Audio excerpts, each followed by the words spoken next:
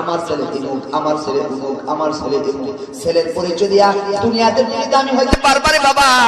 মনে রাখবা, আল্লাহর আদালতে ছেলের পরিচয় দিয়া আল্লাহর আদালতে তুমি দামি হইতে পারবে না।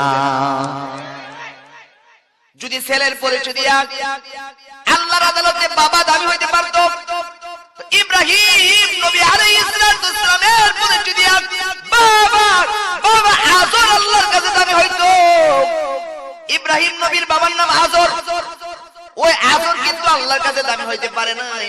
তাহলে বোঝা গেল ছেলের পরিচয় দিয়া আল্লাহর আদালতে বাবা দামি হতে পারে নাই। সুতরাং বাবার পরিচয় দিয়া ছেলে দুনিয়াতে দামি হইতে পারবা, আর ছেলের পরিচয় দিয়ে বাবা আপনি দুনিয়াতে দামি হইতে পারবেন। মা ছেলের পরিচয় দিয়া দুনিয়াতে দামি হইতে পারবেন। আসসালামু আলাইকুম ওয়া রাহমাতুল্লাহি ওয়া বারাকাতুহু।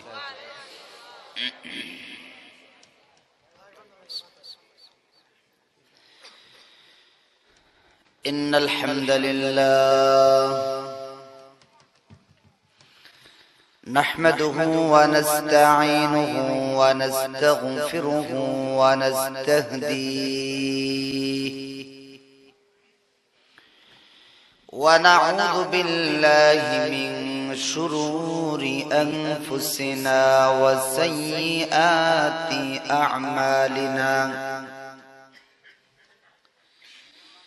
من يهد الله فهو المهتد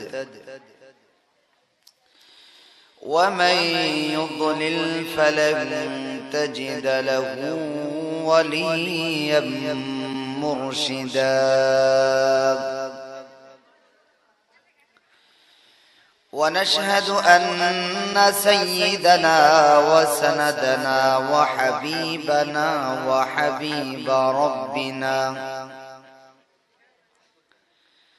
وطبيبنا وطبيب قلوبنا ومولانا محمد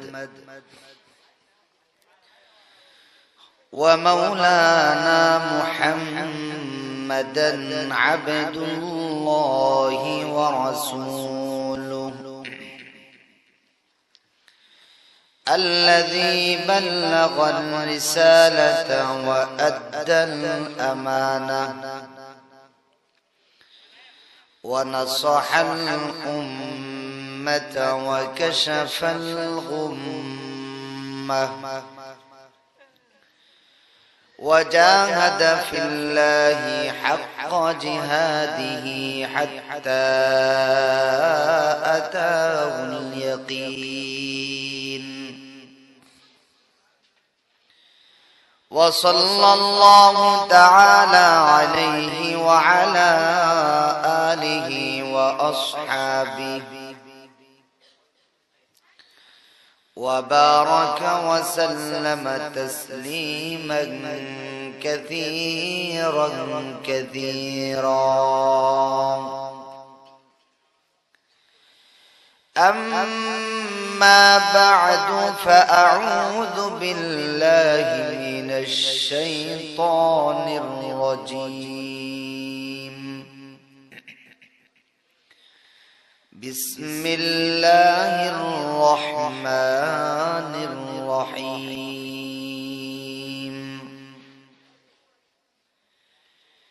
فذكر إن نفعت الذكرى سيذكر من يخشى ويتجنبها الأشقى الذي يصلى النار الكبرى.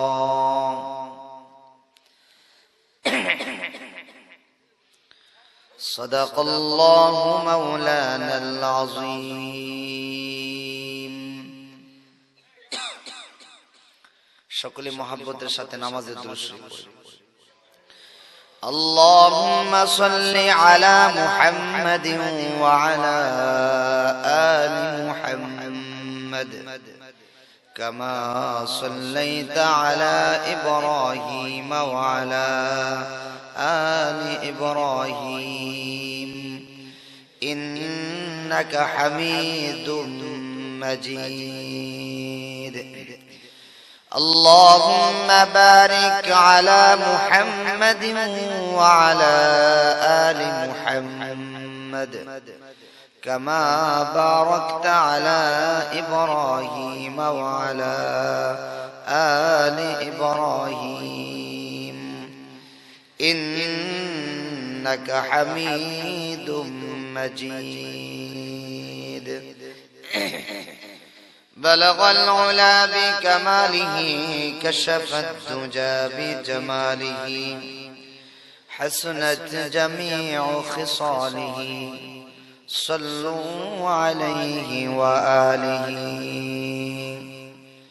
اللهم صل وسلم وبارك عليه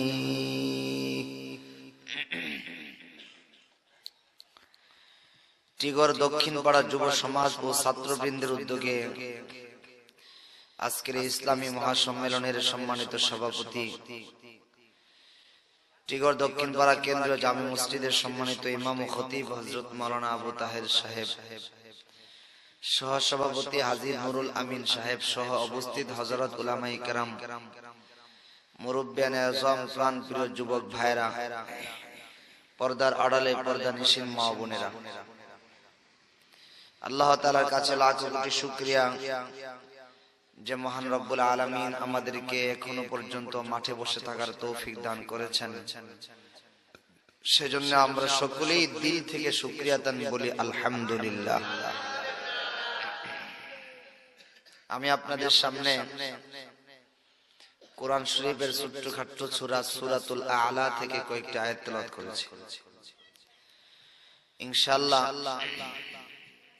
এই কয়েকটি আয়াতের আলোকে আপনাদের সামনে কিছু কথা বলে বিদায় নেব। আসতেছেন আজকের এই মাহফিলের প্রধান অতিথি আল্লামা আলহাজ হযরত মাওলানা শামসুল হক সরাইলি সাহেব। ইনশাআল্লাহ হুজুর আসবেন, আপনাদেরকে নসিহত করে মোনাজাত করবেন। আমি আশা করব যারা এখনো বসে আছেন একেবারে মোনাজাত করে ইনশাআল্লাহ বিদায় হবেন। রাজি আছেন তো ইনশাআল্লাহ? আমি যে আয়াতগুলো তেলাওয়াত করেছি এই আয়াতগুলোর আলোকে কয়েকটি কথা বলবো। আল্লাহ আমাকে ইখলাসের সাথে বলার আর আপনাদেরকে আমলের নিয়তে শোনার তৌফিক দান করেন, সকলে বলি আমিন। আমরা সকলেই জানি রাসূল করিম সাল্লাল্লাহু আলাইহি ওয়াসাল্লামের জামানায় তিন শ্রেণীর মানুষ ছিল। এক শ্রেণী যারা ছিল, যিনারা ছিলেন পরিপূর্ণ ঈমানদার। কি বলেন? শুধু ঈমানদার নাকি? পরিপূর্ণ ঈমানদার। দুই নাম্বার ছিল যারা পরিপূর্ণ কাফের, কাট্টা কাফের। আর তিন নাম্বার ছিল মুনাফিক। কয় প্রকার মানুষ ছিল? তিন প্রকার। তিন প্রকার মানুষের বর্ণনা করতে গিয়ে আল্লাহ তাআলা কোরআনে কারীমের শুরু দিয়েই বলে দিয়েছেন হুদাল লিল মুত্তাকিন, আলিফ লাম মিম, যালিকাল কিতাব লা রাইবা ফি, হুদাল লিল মুত্তাকিন। এরপরে তিনটা আয়াত, আল্লাযীনা ইউমিনুনা বিল গায়বি ওয়া ইউকিমুনাস সালাত ওয়া মিম্মা রাযাকনাহুম ইউনফিকুন والذين يؤمنون بما أنزل إليك وما أنزل من قبلك وبالآخرة هم يوقنون। দুইটা। তিন নাম্বার উলাইকা আলা হুদাম মির রাব্বিহিম ওয়া উলাইকা হুমুল মুফলিহুন। এই তিনটা আয়াত দিয়া আল্লাহ তাআলা পরিপূর্ণ মুমিন যারা তিনাদের সিফত বর্ণনা করছেন, গুণ। এরপরে কাট্টা কাফের যারা ছিল তাদেরকে বুঝাইবার জন্য দুইটা আয়াত, এরপরে দুইটা আয়াত, ইন্নাল্লাযীনা কাফারু সাওয়াউন আলাইহিম আ'আনযারতাহুম আম লাম তুনযিরহুম লা ইউমিনুন খাতামাল্লাহু আলা কুলুবিহিম ওয়া আলা সাম'ইহিম ওয়া আলা আবসারিহিম গিশাওয়া ওয়া লাহুম আযাবুন আযীম। এই দুইটা আয়াত দিয়া কাট্টা কাফের যারা ছিল তাদের কথা বর্ণনা করছে। এরপরে ওয়ামিনান নাসি মাইয়া কুলতিগা নিয়া 13টা আয়াত দিয়ে আল্লাহ তাআলা মুনাফিকদের কথা বলছে। কয়টা আয়াত দিয়ে? পরিপূর্ণ মুমিনকে বুঝাইবার জন্য কয়টা আয়াত? তিনটা। আর কাটটা কাফের যারা আছে এরা বুঝাইতে যায় কয়টা আয়াত? দুইটা। আর মুনাফিক মার্কা যারা ছিল এদেরকে বুঝাইতে যায় কয়টা? 13টা।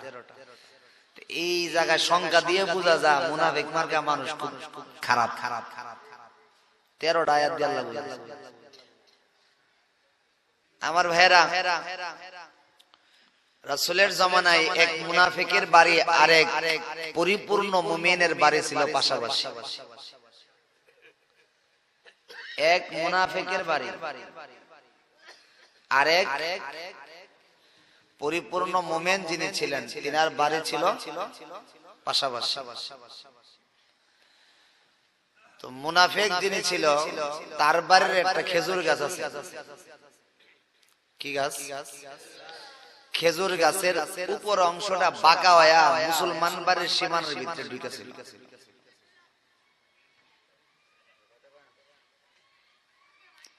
গাছটা কার? মুনাফিক। উপরে অংশটা কার সীমানা ঢুকছে? মুসলমান বাড়ির সীমানা ঢুকছে। এখন বুঝে থাকলে বলুন তো দেখি, খেজুর ফাইকা যদি পরে কার সীমানায় পড়বে? মুসলমান। এখন খেজুর ফাইকা নিচে পড়ছে মুসলমান ভাইয়ের ছেলে। স্বাভাবিকভাবে ছেলেদের ঘরের মধ্যে যত আমই থাকুক, আম গাছের নিচে আম ফেলে এটা কিন্তু হাতে উড়ায়। নিজের বাড়িতে যত করে বুড়ি গাছ থাক, বুড়ি গাছের নিচে যখন বুড়ি পাইছে ফাঁকনা বুড়ি, এটা কিন্তু ঠিকই হাতে উঠায়। বাচ্চাদের স্বাভাবিক। তো মুসলমান বাড়ির সীমানার ভিতরে যখন ফাঁকা খেজুর ফাইকা পড়ছে, মুসলমান ভাইয়ের সন্তান এটা উড়াইছে, উড়াইয়া মুখে দেখাইলে। এখন এটা আবার জাইনা লাইছে মুনাফিক মার কাছে মুসলমান এ জানছে, জাইনা রাসূলের দরবারে গেছে নালিশ করে, ইয়া রাসূলুল্লাহ আপনি জানেন আমি একজন মুমিন, আমার পার্শ্ববর্তী ভাই একজন মুমিন, আমার গাছের খেজুর পাইকা নিচে পড়ছে, আমার গাছের খেজুরটি অপর ভাইয়ের ছেলেরা খেয়ে লাইছে, আপনার দরবারে নালিশ করলাম, সঠিক সালিশি করে দেন। বুঝতেছেন? এটা কি সালিশি করার জিনিস? সালিশি করতে যে গেছে এটার দ্বারা বোঝা যায় কত নাম্বারের মুমিন। এক মুমিন বাইরের বাচ্চা একটা খেজুরকে ফাইকা পড়ছে, খাইলে কি হইছে? রাসূলের দরবারে যা বলতেছেন কি, আপনার আদালতে নালিশ করলাম, সঠিক সালিশি করে দেন। বাপটি বাপ, দুজনকে উপস্থিত করা হয়েছে। সঠিক সালিশি হলে কি হইব? খেজুরের বদলা খেজুর দিয়ে দাও, এর চেয়ে বেশি দর কিছু না। ওই মুনাফিকের উদ্দেশ্য এটা না যে খেজুরের বদলা আমি খেজুর নেব, উদ্দেশ্য হলো মুসলমানকে অপদস্থ করা, মুসলমানকে লাঞ্ছিত করা, আর কিছুই না। আমার ভাইরা, রাসূল করিম সাল্লাল্লাহু আলাইহি ওয়াসাল্লামের আদালতে যখন নালিশ গেল, তাহলে ইসলামী আদালতে গেছে, রাসূল তো ইসলামী আদালত, ইসলামী আদালতে নালিশ করছেন। ইসলামী আদালতের সালিশ দুই প্রকার। ইসলামী আদালতের সালিশি কয় প্রকার বলেন? সালিশি দুই প্রকার। আমাদের গ্রাম্য অনেক ভাইরাই সালিশি করে থাকেন। একটা হলো মীমাংসার সালিশি, আর একটা হলো আইনের সালিশি। মীমাংসার সালিশি হলো দুই ভাই কাজে লাগছে, দুইজনে মারামারি লাগছে, আচ্ছা দলিল আদিল্লার দিকে না যায়, একজনে আরেকজনের কথা না শুনে ভাই কাজা জন হয়ে গেছে, দুই ভাই মিলে যাও, এক ভাই আরেক ভাইয়ের কথা এগুলো মানুষের সরাসরি করলে মানুষ মন্দ কই। এভাবে একটা বুঝ দিয়া দুজনকে মিলাইয়া দাও। কোন কানুনের দরকার, কানুনে গেলে তো কানুন যেমনি কেমনে কথা কই। মীমাংসার সালিশ দুজনকে কি করে দেওয়া? মিলাইয়া দাও।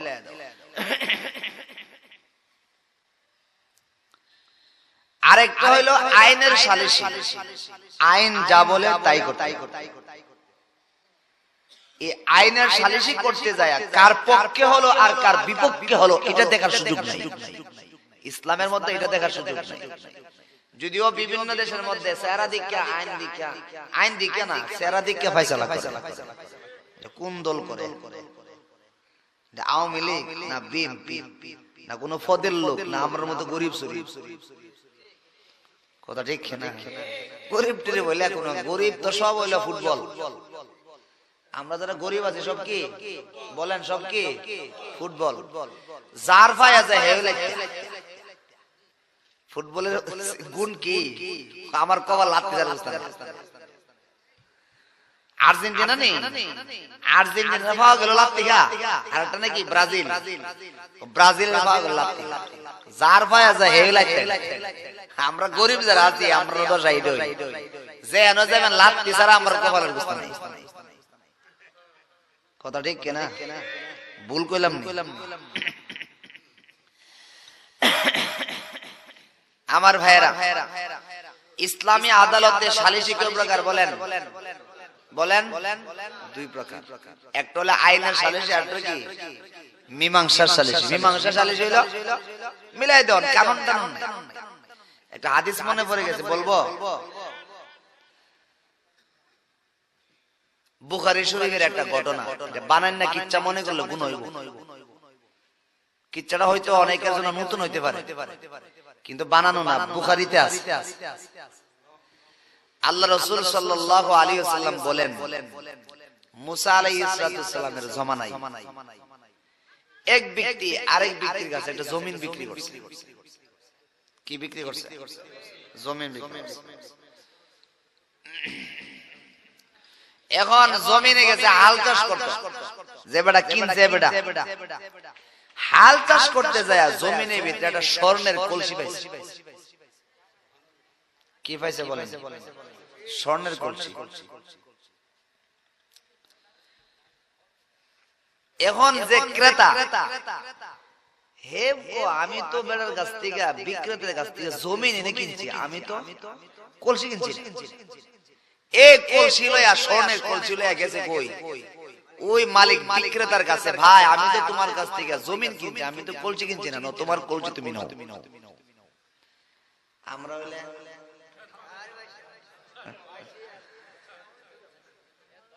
বড় জানালাম অন্যরা নিয়ে জানালা। বুখারীতে, বুখারীর ঘটনা। আমার ভাইয়েরা, হে বেটার কাছে গেছে বলে, হে বেটা ভাই আমি জমিন বিক্রি করছি, মানে জমিনের ভিতরে যা আছে তা সহ বিক্রি করছি। এই কলসি তোমার, এটা আমার না। আর তার দাবি হলো আমি জমিন কিনছি, কলসি কিনছি না। আর বিক্রেতার দাবি হলো আমি জমিন বিক্রি করছি, মানে জমিনের ভিতরে যা আছে তা সহ বিক্রি করছি, এটা তোমার, এটা আমার না। লাগছে নিফেস। ইমাম বনি ইসরাইলের জমানায় তৎকালীন সময় নামটা ভুলে গেছি, যিনি ওই এলাকার গভর্নমেন্ট ছিলেন, বিচারক ছিলেন, কাজী ছিলেন, ওনার কাছে বিশাল উনি কো এটার কি বিচার আমি করব? এরা যে ঠেলা ঢিলে লাগছে, আমি কি কই আর ঠেলা ঢিলি বন্ধ করব? হঠাৎ করে ওনার ভিতরে একটা বিচার আইছে, মীমাংসার বিচার। জিজ্ঞাসা করতেছে, আপনারা দুইজনের মধ্যে কারো ছেলে আছে? হ্যাঁ আমার আছে। বিয়ে শাদী করাইছেন? কোন করাইছি না। আর একজনের জিজ্ঞা, আপনার কি আছে? আমার একটা মাইয়া আছে। বিয়া দিছেন নাকি? না বিয়া দিছে। দুজনের বিয়া উপযুক্ত, উপযুক্ত। একটা কাম করে, আপনার ছেলেরে দিয়া আপনার মেয়েরে দিয়া বিয়া করাই দিন। আর বিয়া পড়াইতে যায় এরার বিয়ার মধ্যে যে খরচ হইব, এই কলসিটা দিয়া, এই কলসিটা স্বর্ণ বিক্রি করে তাদের বিয়ার মধ্যে খরচ করে। সবাই খুশি হয়ে গেছে। এদিকে আইনের সালিসি না মীমাংসা সালিসি? শরীয়তে মীমাংসার সালিসি জায়েজ না না জায়েজ? জায়েজ। এলাকাবাসীর মধ্যে যারা সরদারি করেন সর্বপ্রথম খেয়াল করতে হবে বাদী বিবাদীর মধ্যে যাতে করে মীমাংসা সালিসি করে। দলিল আদিল্লার দিকে যাইবেন, বাইরে আইতে না, কমে আইতো না, বাইরে আইবেন।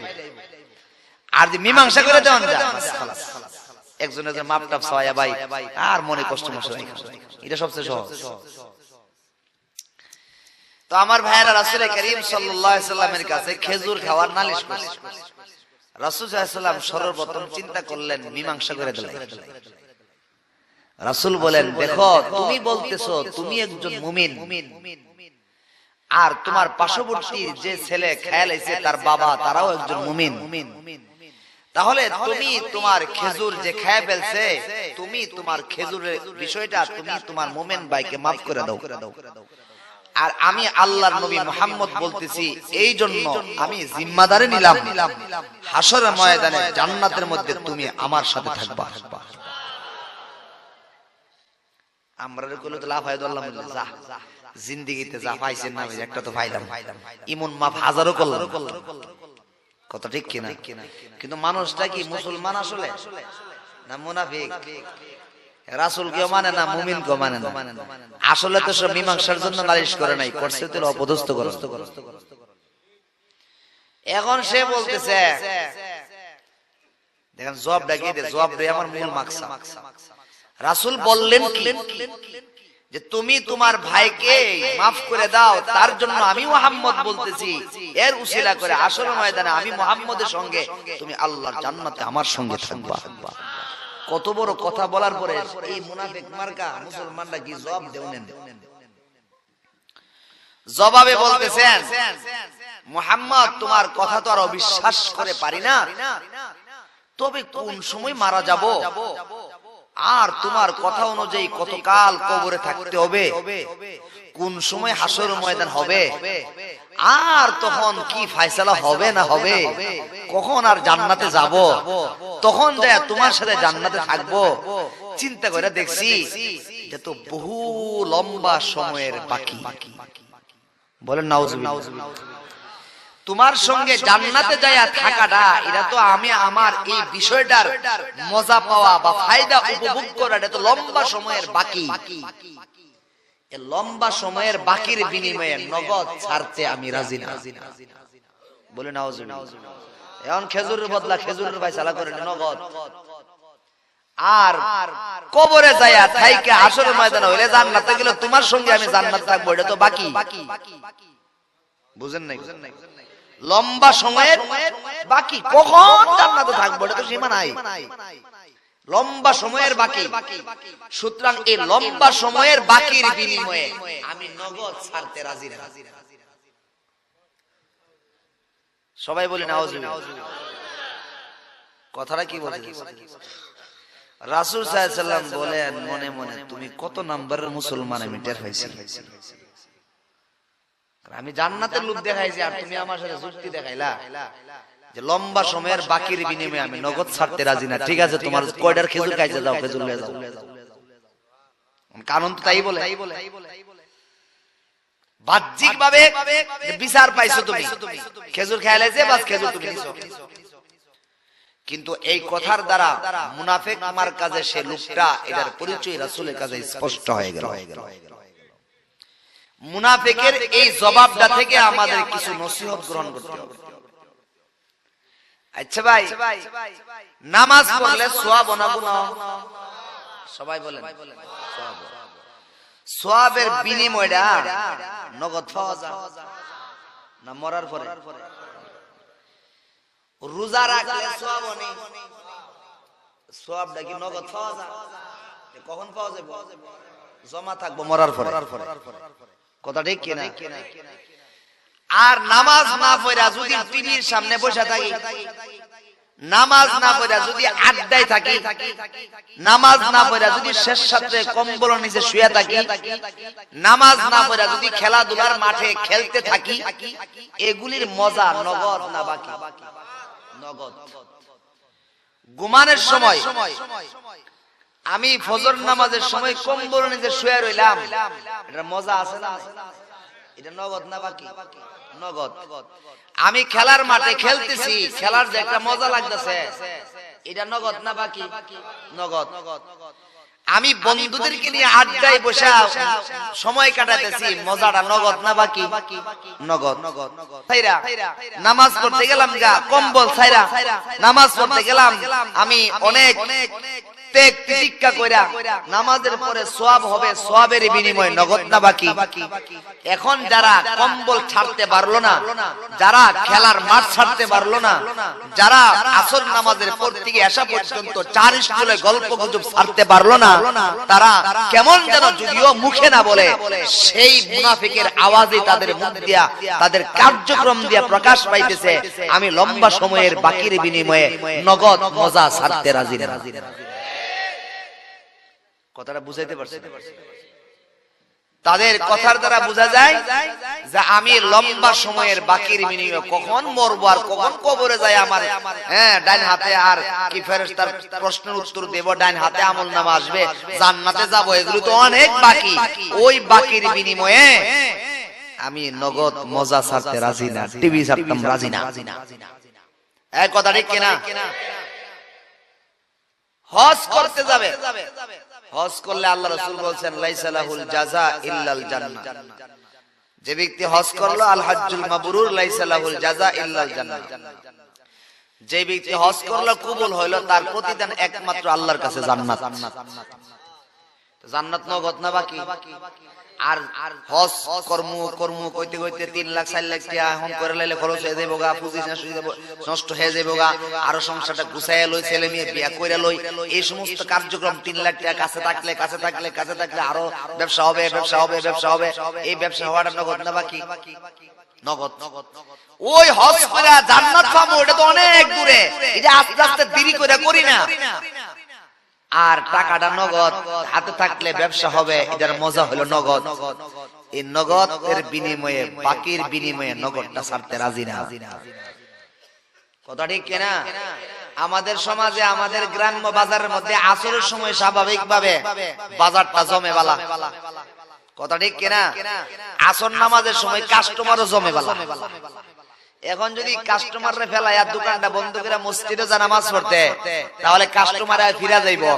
কাস্টমার যদি দোকানে আসতো আর কেনাকাটা করতো, তাহলে একটা বেনিফিট পাইলাম, লাভ হইলে লাভটা নগদ।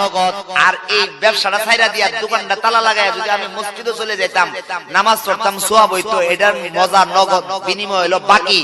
এই দোকানটা ছাড়তে রাজি না, নগদটা ছাড়তে রাজি না, বাকিটার বিনিময়ে। এইটা যদি তুমি মুখ দিয়ে না বলো, কিন্তু তোমার এটা মুনাফিক মার্কা কাজ। আমি বাকির বিনিময়ে নগদ ছাড়তাম রাজি না। বুঝাইতে পারছি না কথাটা? এবার আসেন ভাইরা আমার, রাসূল কারীম সাল্লাল্লাহু আলাইহি ওয়াসাল্লামের কাছে যখন এই মুনাফিক মার্কা মানুষ জবাবটা দিল, আমি লম্বা সময়ের বাকির বিনিময়ে নগদ ছাড়তে রাজি না, এই কথাটা বলার সাথে সাথে রাসূল কারীমের দিলের মধ্যে অনেক আঘাত লাগছে।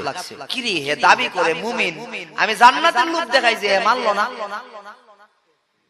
ব্যাপারটা কি? তাহলে আমি যে নসিহত করছি, আমি যে ওয়াজ করছি, আমি যে তাকে কথা বুঝাইলাম, আমার কথাটা মানলো না কেন? কারণটা কি? এই যে রাসূলের মনের মধ্যে একটা চিন্তা কাজ করতেছে, আল্লাহ তাআলা আমার তেলাওয়াতকৃত আয়াতটি তখন নাজিল করলেন। আল্লাহ বলেন, ফাযাক্কির ইন নাফআতিয যিকরা সায়াযাক্কারু মান ইয়াখশা ওয়া ইয়াতাজান্নাবুহাল আশকাল্লাযী ইয়াসলান নারাল কুবরা। আল্লাহ বলেন, ফাযাক্কির, হে আমার হাবিব, আপনি ঘাবড়েন না, আপনার ওয়াজ আপনি করতে দেখেন।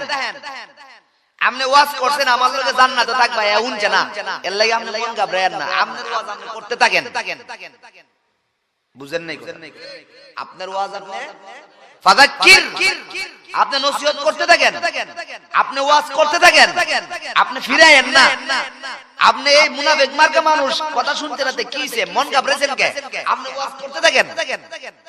কেডা শুনলো না শুনলো এটা আপনার দেওয়ার দরকার নাই, আপনি ওয়াজ করতে থাকেন। ফাযাক্কির, আপনি নসিহত করতে থাকেন, ওয়াজ করতে থাকেন। এখন জানার বিষয় হলো শব্দটা থেকে আল্লাহ আয়াত নাযিল কইরা সামনে আর আইতাছে কথা, ওয়াজ কারে? ফাযাক্কির, আল্লাহ বলেন ওয়াজ করেন, নসিহত করেন, ওয়াজ কারে? কষ্ট হইতেছে নি? সুরের মোহনায় দিয়া তো আপনারা ওয়াজ শুনছেন। আজকে আমি সুর ছাড়াই বয়ান করি, অসুবিধা নেই তো। আজকে সুর আলহামদুলিল্লাহ অনেক হইছে, অনেক বড় সুরের কি করে রে বাহার, আলহামদুলিল্লাহ। আল্লাহ তাআলা কণ্ঠ দিবেন, অনেক মজার কণ্ঠ দিবেন। আপনারা সেই সুলীলিত কণ্ঠে ওয়াজ শুনেছেন। তা আমি আজকে ওয়াজ সুর না দিয়া করলে কোনো সমস্যা নাই। আর আমি মনে করি আমি দেরি করে আইছি, একটা গজল বলো, গজলটা কয়া যারা শুধু সুর শুনতে আইছে এরা ফায়দা উঠতে থাকবে। এই জন্য আমি ইচ্ছা করে গজল লাগাইছি। আমি আসার পরে আমার চোখের সামনে যে মানুষ উঠতে যাবো গা, আমার খারাপ লাগবে। এই জন্য আমি বসে রয়েছি। আর ইকবাল আজাদ সাহেবকে বলছি আপনি একটা গজল লাগাই দেন, প্রয়োজন হলে একটার জায়গা তিনটা লাগাইবেন। মানুষ যারা যাওয়ার যাইলো আর যারা থাকার থাইকেল, এরপরে আমি যাই যাব। আমি এভাবেই আইছি। আমার ভাইয়েরা, আল্লাহ বলেন ফাযাক্কির, আপনি ওয়াজ করেন। ওয়াজ কারে কয়? মনে রাখবেন, ওয়াজ বলা হয় আল্লাহ এবং আল্লাহ রাসূলের কোন কথা। বলেন, আল্লাহ এবং আল্লাহ রাসূলের কোন কথা উম্মতের দরদ নিয়ে উম্মতের কানে পৌঁছায়া দেওয়া। মন দেখবনি কথা, আল্লাহ এবং আল্লাহ রাসূলের কোন কথা উম্মতের কথা বলেন না কেন, উম্মতের দরদ নিয়ে উম্মতের কাছে পৌঁছায়া দেওয়া, এটার নাম হলো ওয়াজ, এটার নাম নসিহত, এটার নাম তাবলীগ। আল্লাহ এবং আল্লাহ রাসূলের কোন কথা উম্মতের দরদ নিয়ে, কি দরদ? আরে উম্মত তো জাহান্নামী হয়ে যাইতেছে গা, এটারে জান্নাতে বানাইতে হইব। উম্মত দিয়ে আল্লাহর পথ ভুলে দিতেছে, তাদেরকে আল্লাহর পথে উঠাইতে হবে। উম্মতের দরদ নিয়ে উম্মত যেন জান্নাতের পথের প্রতীক হতে পারে, আল্লাহ ভুলা রাস্তা ছাইরা দিয়া আল্লাহ ওয়ালার রাস্তা কিভাবে পরিচালিত হতে পারে, এই একটা দরদ নিয়ে আল্লাহ এবং আল্লাহ রাসূলের কোন কথা উম্মতের কানে পৌঁছায় দেওয়ার নাম হল কি? ওয়াজ। ওয়াজ করবে কারা? কয়লা মুনি ভাই দিয়া। এটা কিন্তু এই আয়াত নাই, কিন্তু প্রাসঙ্গিক ভাবে আয়াত কইতাম নেই। ওয়াজ করবে কারা? যার ভিতরে দুইটা গুণ আছে। কয়টা গুণ? দুইটা গুণ। যার ভিতরে আছে দুই গুণ, হেরে ওয়াজ করতে কইছে এরকম না, আপনারা কইছে। আল্লাহ বলছেন তোমরা ওয়াজ শুনো, তোমরা ওয়াজ শুনো, তোমরা ওয়াজের অনুসরণ করো। এমন ব্যক্তি যার মধ্যে দুইটা গুণ আছে। কয়টা গুণ? দুইটা গুণ। এক নাম্বার গুণ হলো আল্লাহ বলেন ইত্তাবিউ মাল্লা ইয়াসআলুকুম আজরান ওয়া হুম মুহতাদুন।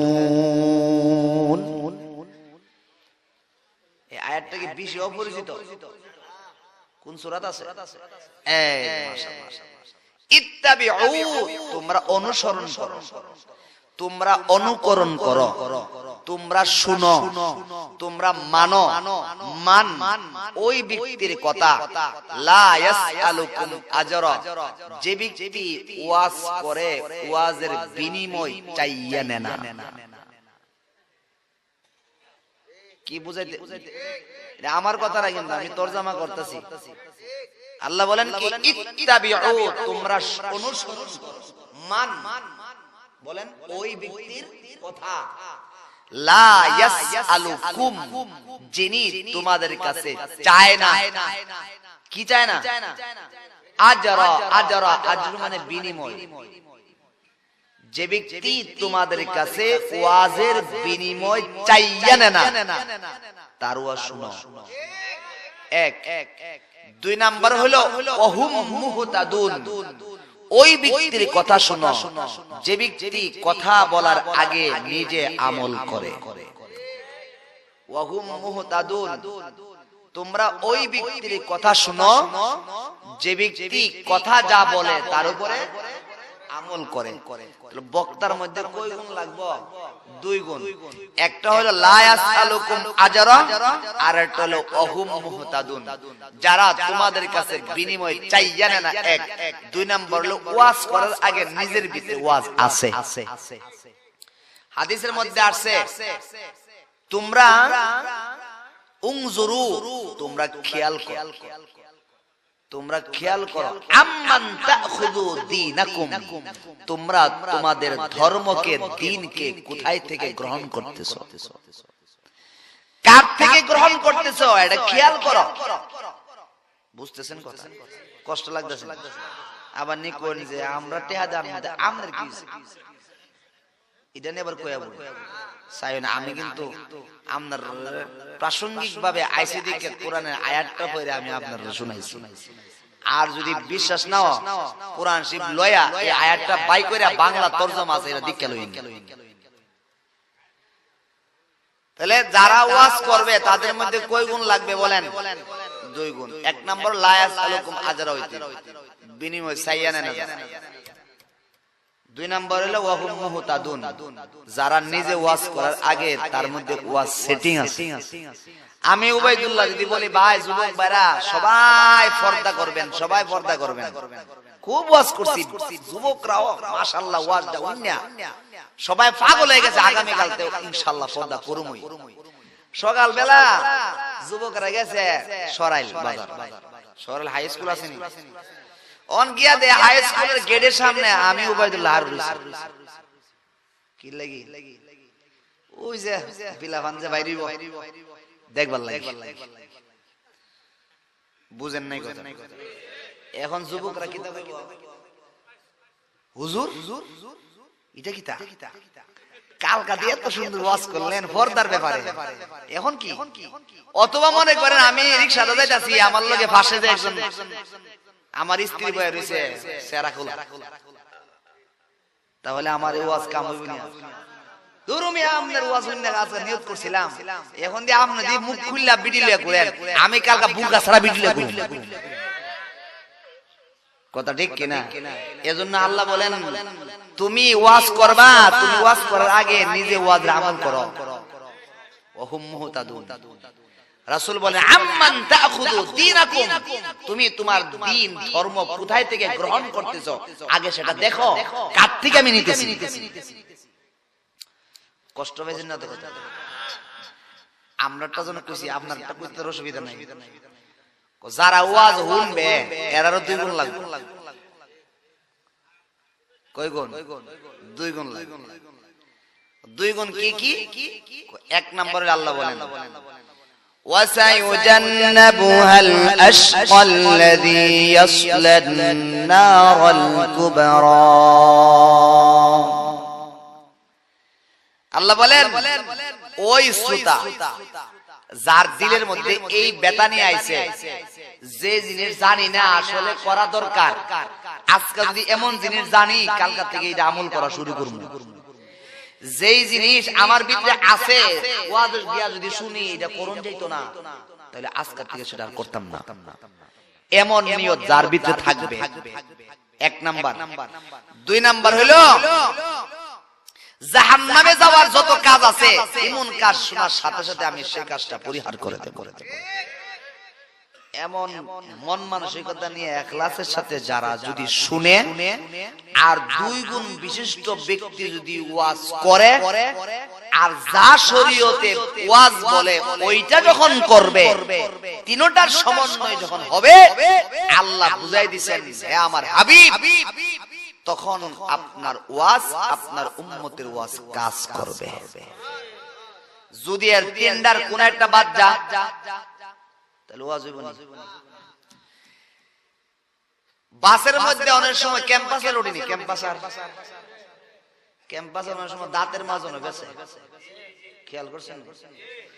দাঁতের মাজন লয়া উঠছে ক্যাম্পাসার, উইটাছেরা স্লোগান দিতেছে দাঁতের মাজন বিক্রি করা বাহাদুরি না, দাঁতের মাজন কিনাও বাহাদুরি না। তবে মনে রাখবেন দাঁত পরিষ্কার রাখা নবীর সুন্নাত। দাঁত পরিষ্কার রাখা কি দেখি মিছা কথা কইছে? ওয়াজ না, এ বলেন ওয়াজ নেই। নবীর সুন্নতের শব্দ যখন বলছে এটা ওয়াজ কি? ওয়াজ না। নবীর কথা বলাও তো ওয়াজ, আল্লাহর কথা বলা ওয়াজ, নবীর কথা বলাও কি ওয়াজ। এখন বাসের বেড়া যে দাঁতের মাজন বিক্রি করার জন্য বলতেছে দাঁতের মাজন বিক্রি করো বাহাদুরি না, কিনাও বাহাদুরি না, তবে মন রাখেন দাঁত পরিষ্কার রাখা কি নবীর সুন্নাত। ওয়াজ হইছে নি ভাই বলেন? আচ্ছা ওয়াজটা কি আপনি দাঁত পরিষ্কার রাখেন সুন্নতের আমল করেন এজন্য করছে না? হ্যাঁ দাঁতের মাজন বিক্রি করবার লাগি বুঝে থাকলে বলেন বেজবার লাগে। এখন এই যে ওয়াজটা করছে, এই ওয়াজের উদ্দেশ্য যদি এই হয়, নবীর সুন্নতের কথা বলার উদ্দেশ্য যদি এই হয় যে আমার দাঁতের মাজন বিক্রি হোক, এইটারে ওয়াজ কয় না। ওয়াজ কাকে বলে? ওয়াজ বলা হয় উম্মতের দরদ নিয়ে বলতে হবে। সেখানে উম্মতের দরদ না, তার পকেটের দরদ আসে গেছে। আমার দাঁতের মাজন বিক্রি হোক আর লাভ হোক, বুঝেন নাই? এটা গল্প মনে হয়েছে, কইতাম নি একবারে ছোট্ট 1 মিনিট লাগবে। আমাদের এক উস্তাদ ছিলেন হযরত মাওলানা আব্দুল কাদের সাহেব, দামাত বারাকাতুন, বাদুগর মাদ্রাসা, এখনো আছেন, উল্টাপাড়া হুজুর নামে পরিচিত। এই আব্দুল কাদের সাহেব হুজুর মুখে শোনা যুদ্ধর জেহানে আসছে, একবারে বাজারের মধ্যে অনেক কষ্ট করে বাইগুন লয়ে গেছে। কি লয়ে গেছে? বাইগুন, বেগুন। গুনে ভরা নাম হলো বেগুন, দানায় ভরা নাম হলো বেদানা, রসে ভরা নাম হলো আনারস। আমার ভাইরা এখন বাজারে এত কষ্ট করে নিয়ে গেল, কেউ আর বেগুন কিনে না। এত বড় একটা টাকা দিয়ে পূজা দিয়ে নিয়ে গেলে আবার এটা ফিরে আনবো, হে মনে মনে ওয়াজ একটা চালায় দেই, আর আল্লাহ যা করছে ওয়াজ চালায় দিয়া কইতেছে, এই এলাকার মানুষ শুনে রাখো, নাউজুবিল্লাহ, ক্বালান নবী সাল্লাল্লাহু আলাইহি ওয়াসাল্লাম লিকুল্লি দাইন আশ-শিফাউ ফিল বারানজা, যত রোগ আছে সমস্ত রোগের শেফা হলো বেগুনের ভিতরে, রাসূল কইছে। যত রোগ আছে সমস্ত রোগের শেফা কোথায়? বেগুনের ভিতরে আছে, বাইগুনের মধ্যে সমস্ত রোগের শেফা আছে। এই কথা তুমি ওয়াজ করে দিছে, বাস কিছুক্ষণের ভিতরে তার বেগুন বেচা শেষ। রাসূলের কথা বলছে, এলাকার মানুষ রাসূল ভক্ত, একটা হাদিস বানায় কয়ে লাইছে, বাস হাদিস বানায় কইছে, এর মন মত হইছে, যার যেটা পছন্দ লাগছে, কি আমার তো এরুগ আছে, আমার তো এরুগ আছে, লো বাইগুন কিনা খাই, ভালোই যে বলা। যদিও মিছা কথা, রাসূলের দিকে নিসবত করে ওয়াজ করছিনি, এই ভাই বলেন না, রাসূলের দিকে নিসবত করে ওয়াজ করছিনি? ওয়াজ করছি কি আপনি বেগুন কিনা নেন, তারপরে খান, তারপরে রূপ ভালো হয়ে যাক, এইজন্য না বিক্রি করার লাগে ওয়াজ কর। ওয়াজের মূল মাকসাদ থাকতে হবে, ওয়াজ করা এবং করানোর পিছনে মূল উদ্দেশ্য থাকতে হবে একমাত্র লিল্লাহিয়ত, একমাত্র আল্লাহর সন্তুষ্টি। কার সন্তুষ্টি বলেন? আল্লাহ সন্তুষ্টি। আমরার ভিতরে পছন্দ হচ্ছে, আমরারও পছন্দ হচ্ছে। আপনারা কি করেন জানেন? আমরা তো টেহা বিজেট 500 টাকা থেকে ধরে, 500 টাকা তো নাই, 5000, 10000, 15000, 20000, 25000, 30000, হেলিকপ্টার 50, 60, 70, 80, 90, এগুলো আমরার বিজেট। আমারটা কইতেছি, আমারটা, অন্যরা কথা বলতেছি না। আবার কইবেন যে হুজুর আমনে ফিলে লাগছে নি? না ভাই, আমার উলামায়ে কেরাম পাইলে এটা আমার খুশি নেই। উলামায়ে কেরাম যদি আপনারা টেহা দেন, এটা খারাপ, খুশি। ভিজিট আমার ভিতরে দখল হয়ে গেছে, 1 নাম্বার। 2 নাম্বার, আপনার ভিতরে কি রোগ আছে জানেন? আপনার রোগ হইলো উত্তর পাড়ায় এরা এত একটা মাহফিল করে লইলো, কি রে আমরা টেহা পয়সা কম আছে, পূর্ব পাড়া অত বড় বক্তা না, অতগুলা মানুষ জমাই লইলো, আমরা কি আমরা টেহা পয়সা ফুট বাতি জায়গা কম আছে বিদেশ, এটা কথা ঠিক কিনা? বিদেশ থেকে টেহা জুরজাপ করে টেহা নেই, কি লাগি হে ফারাত থেকে বড় মানুষ বেশি জমাই দিব। এই কোন কি আন তুইব? বড় বক্তা দিব, বড় বক্তা না, মানুষ বেশি দেখাই দিব। এইগুলো আমরার ভিতরে গুণে ধরছে, ফসা ধরছে, এটা পচন দূর করতে হবে। মানুষ ওয়াজের কোনদিন মাকসাদ মানুষ জমানো না, ওয়াজের কোনদিন মাকসাদ বেশি মানুষ এটা হতে পারে না। ওয়াজের মাকসাদ এটা হতে পারে অপর ভাইয়ের একটা কোরআন হাদিসের মাজমা জমায়া সুন্দরভাবে আমাদের মা বোনদের জন্য, আমাদের যুবক ভাইদের জন্য কোরআন হাদিসের কথা শোনার ব্যবস্থা করেছেন। আসো আমরাও একটা কোরআন হাদিসের কথা শোনার একটা ব্যবস্থা করি। এই মাকসাদ কোনোদিনও হতে পারবে না যে মানুষ বেশি। আজকে কি হয়ে গেছে আল্লামা মুফতি মুবারকুল্লাহ সাহেব হুজুর, শাইখুল হাদিস আল্লামা শেখ সাজিদুর রহমান সাহেব হুজুর, শাইখুল হাদিস আল্লামা শামসুল হক দামাত বারাকাতুহু, বিশাল বড় বড় হাস্তিরা এসে ওয়াজ করলে 15 জন 20 জন বনা সব উঠতে জায়গা। আর আমার মতো ছাতা পাতা লোকায় একটা টান মাইরা দিলে মানুষের অভাব হয় না। মানুষের দিলের মধ্যে কি পছন্দ বলে, হাদিসের কথা বলে, কুরআনের কথা বলতেছে উলামায়ে কেরাম, বড় বড় হাস্তিরা, শাইখুল হাদিসরা, হাজার হাজার ছাত্র যারা, তারা হাদিসের কথা বলে, কুরআনের কথা বলে, তাদের ওয়াজ আমরা শুনতে রাজি না। তাদের ওয়াজ শুনতে রাজি না। আইতে চলে যায় হুজুর ওয়াজ সুরটা ভালো না, বয়স আল্লাহ চিন্তা করে নতুন হুজুর আছে আগে সুরটা বুঝা লই এরপরে যাম। কথা ঠিক কিনা? এ ভাই এই রূপ ধরছি না আমরা, এই রূপ দূর করতে হবে, দিলের থেকে রূপ দূর করতে হবে। বক্তারা যেমন দোষ আছে, আপনারা শ্রোতারও দোষ আছে। আমরা তো পাগল হইছেন কে? আমারে 5000 টাকা কিনান ভাল লাগি, কেডা কইছে? 5000 টাকা উবাইদুল্লাহরে কিনান তে কেডা কইছে? কি হাত লাগায় না মনে দি সারা দিন লাগালে 500 টাকা আর 1 ঘন্টা বয়ান করতে 500 টাকা লাগি, কি লাগি? উলামায়ে কেরামের দায়িত্ব, উলামায়ে কেরামের বেসিক দায়িত্ব হলো বাল্লিগু আন্নি ওয়ালাউ আয়া। আল্লাহ রাসূল বলেন একটা কথা জানো অপরের কাছে পৌঁছায় দাও। কয়টা কথা বলেন? একটা কথা যে জানো অপরের কাছে পৌঁছে দাও। এই মাদ্রাসার তলেবেলে মাথায় রাখো, সমাজ বনে ধরে গেছে। আমি আমার ছাত্রদেরকে বারবার এই কথা বলি, কেউ যদি ওয়াজে আল্লাহ নামায়, মাঠে নামায়, আমাদের মাঠে নামে আল্লাহ মাঠে নামাইছে কি লাগি জানি না, কার দোয়া জানি না, কিন্তু মাঠটা সারা দে দিই আল ফিসলা আর ফিসলা কইরা গেলে গেছে। উড়ন যে ওয়াজের মাঠ ফিসলা হয়ে গেছে। আমরা বাংলাদেশের মধ্যে কত ওয়াজ, যদি বাংলাদেশের সমস্ত ওয়াজ এক পাল্লায় উড়ান আর সারা বিশ্বের ওয়াজ যদি এক পাল্লায় উড়ান, বাংলাদেশের পাল্লাটা মাটিতে লেগে থাকবে, এটা উড়তে থাকবে। কথা ঠিক কিনা? আপনারা ঠিক করে আন্দাজ করেন না কয়টা মাহফিল করেন প্রতি বছর, সারাটা বাংলাদেশ দিন আলহামদুলিল্লাহ ভালো, এটা ভালো দিক, এটা খারাপ না। যুবকরা যদি মাহফিল না করে এরা যাত্রা করবে। কথা ঠিক কিনা? তবে ভাই বাল্লিগু আন্নি ওয়ালাউ আয়া, যে একটা আয়াত জানে রাসূল বলেন তুমি একটা কথা জানলে অপরের কাছে পৌঁছায়া দাও। যে 100টা জানে তাইলে বলেন যে একটা জানে তার একটা দায়িত্ব, যে 5টা জানে তার 5টার দায়িত্ব, যে 100 জানে তার 100 দায়িত্ব। এই সমাজের মধ্যে সবচেয়ে বেশি জানে কেডা? উলামায়ে কেরাম। কথা ঠিক কিনা? কোরআন হাদিসের কথা সবচেয়ে বেশি জানে কেডা? উলামায়ে কেরাম। দায়িত্বটা কার বেশি? উলামায়ে কেরাম। দায়িত্ব তো রাসূল বলছে তুমি যা জানো পৌঁছায় দাও।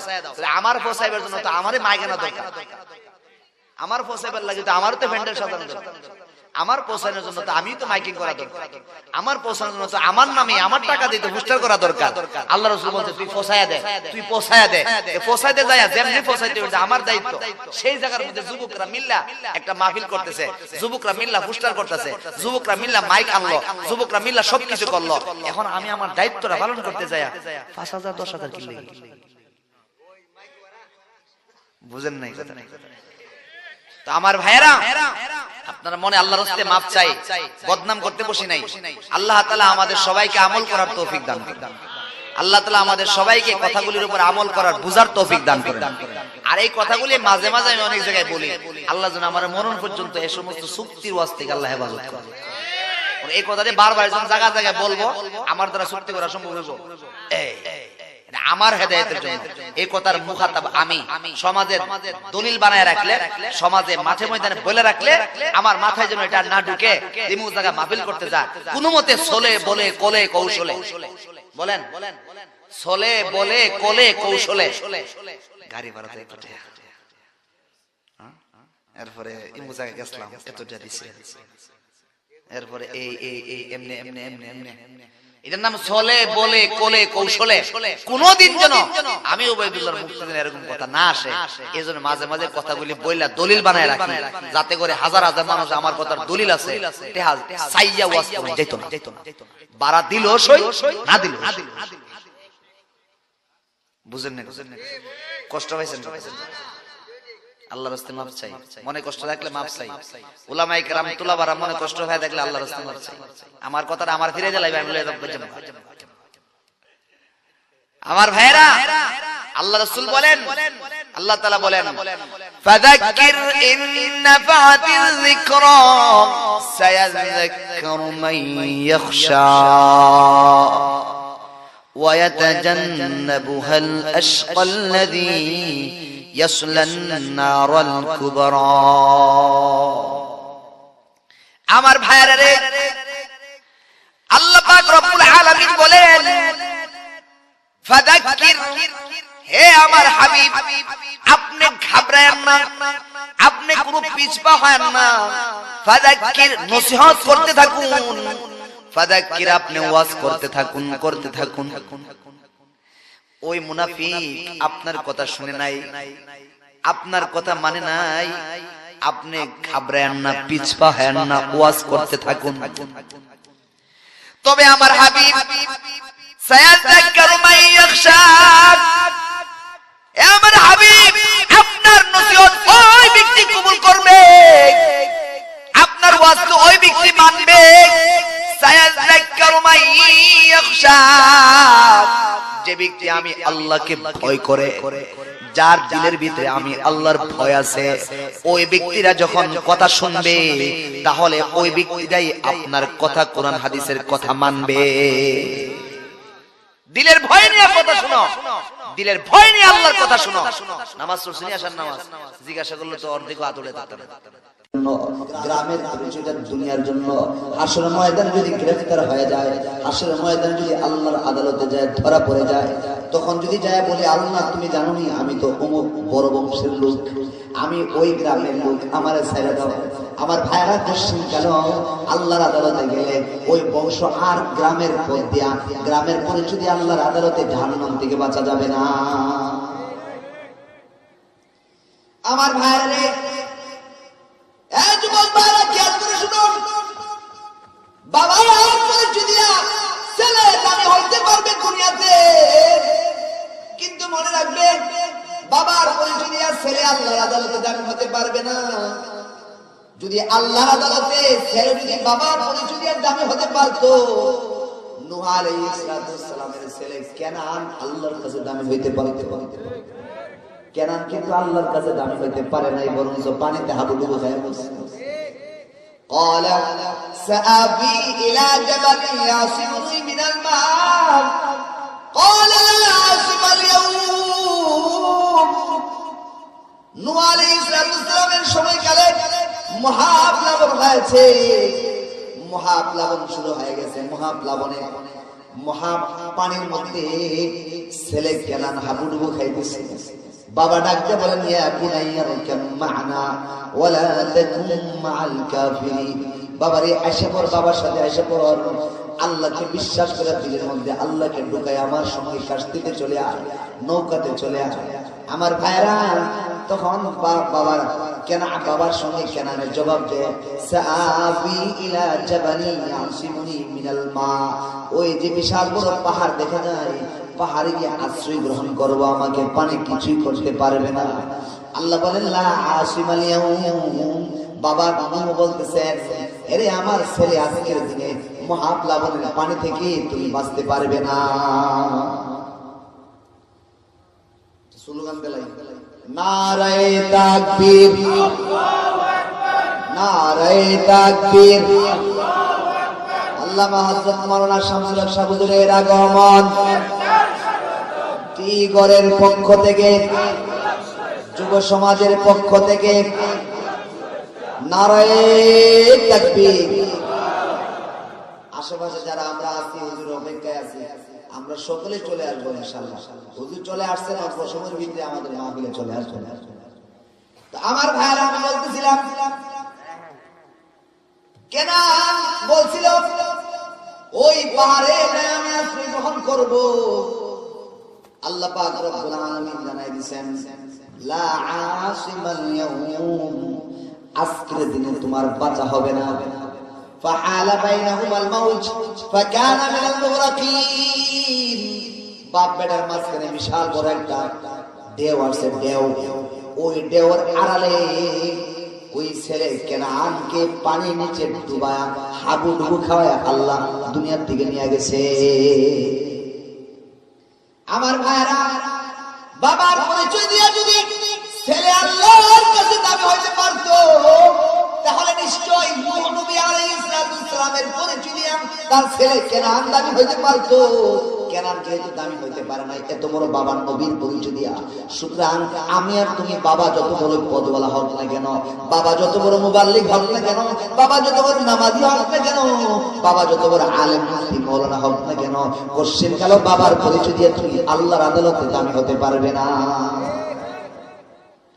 আমার ভাইরা, তার উল্টা দিকে যদি যান, মুরব্বী বাবারা শুনে রাখেন, ছেলে বড় আলেম বানাইছেন, ছেলে বড় মাওলানা বানাইছেন, শুধুমাত্র মাওলানার মুফতি হয়ে যাওয়ার কারণে ছেলের পরিচয় দিয়ে আপনি দুনিয়াতে দামি হতে পারবেন।